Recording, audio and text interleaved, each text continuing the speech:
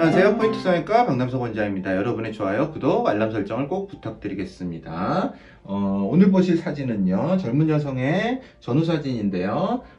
수술 전과 수술 후 모습입니다. 수술 전에 쌍꺼풀이 한쪽만 있고요. 다른 쪽에 쌍꺼풀이 없습니다. 오히려 이제 쌍꺼풀이 있으니까 눈이 커 보이죠. 여기는 좀 작아 보이고요. 이런 경우에 이제 눈이 더 쌍꺼풀이 생기면은 좀 커 보이는 현상이 생깁니다.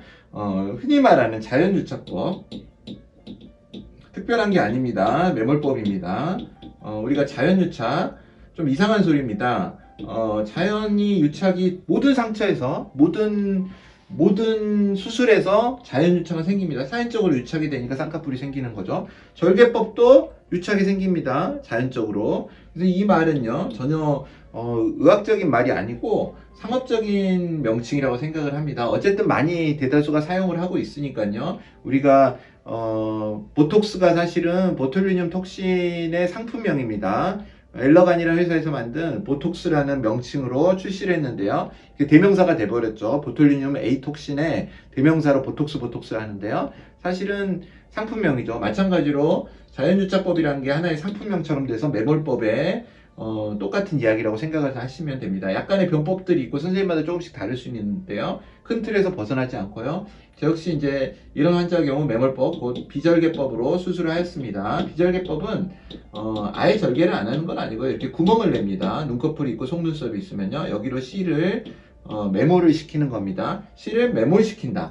이 눈꺼풀 안에 실이 들어가 있어서 메몰한다 그러죠. 뭔가를 묻어버리는 게. 그래서 이런 거를 메몰법이라고 하는 게 실을 메몰시킨다는 의미에서 어원이 있는 것입니다. 그래서 메몰하는 방법을 했고요. 수술 후 30분째 모습입니다. 수술방에서 나오셔갖고 바로 사진을 찍었는데요. 확실히 이제 메몰법은 약간의 멍은 있는데요. 이제 환자분에 따라서 아예 이 멍도 없는 경우가 있습니다. 그러면 뭐 거의 수술을 안 한 것처럼 보이겠죠. 부기도 거의 없고 약간의 부기는 있지만 마취에 의한 부기가 더 강하고요. 그래서 수술 후 30분째 모습을 보면 쌍꺼풀이 거의 유사하고요. 눈 모습이 훨씬 여성스러워진 것을 볼 수 있습니다. 이렇게 매몰법, 자연유착법으로 좀 적절한 경우에 수술을 시행하면 사실 대부분의 젊은 환자에서는 다 가능합니다. 굳이 절개를 안 하는 건 저는 추천을 드립니다. 절개를 하면 되돌릴 수가 없습니다.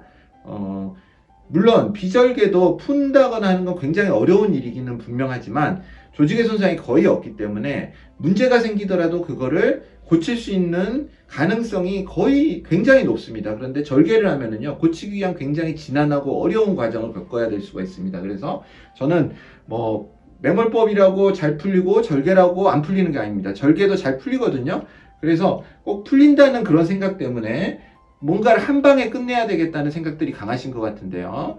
수술이란 게 오래 가는 거 반드시 좋은 건 아닙니다. 우리가 자연스럽게 노화라는 게 이루어지고요. 거기에 맞춰서 같이 또 그때그때 대응을 하는 게 더 맞다고 생각을 합니다. 우리는 수술이라는 게 환자분들이 이게 영원히 가고 늙어 죽을 때까지 다 있다면 물론 좋겠죠. 그렇지만 우리가 일상에서 쓰는 코 수술을 예로 들자면 보형물 있죠. 코 보형물. 실리콘이 들어갑니다. 그런데 그것도 공업용품입니다. 가슴에 쓰는 보형물도 공장에서 만들어진 공산품이죠. 우리 공산품이 차도 10년 쓰기 어렵죠. 굉장히 사람은 잘 만들어진 경우입니다. 70년, 80년, 심지어 100년 이상도 쓰죠, 몸을. 물론 이제 노쇠하고 늙어지지만. 그런데 거기에 공산품이 들어가게 되는 겁니다. 가슴 보형물도 그렇고요.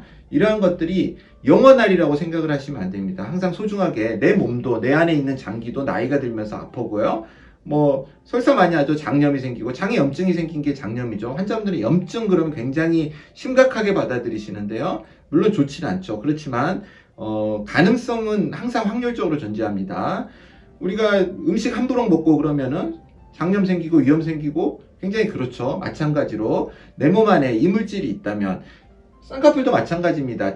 굉장히 작고 이 문제를 일으키기 쉽지 않은 실만 들어가 있지만 어쨌든 이물질입니다. 그렇다면 내 몸도 소중히 안 다루면 나빠지는데 남은 게 들어와 있습니다. 특히 코 보형물이라든지 가슴 보형물은 그러면 굉장히 신경 써서 조심을 하셔야 되고요.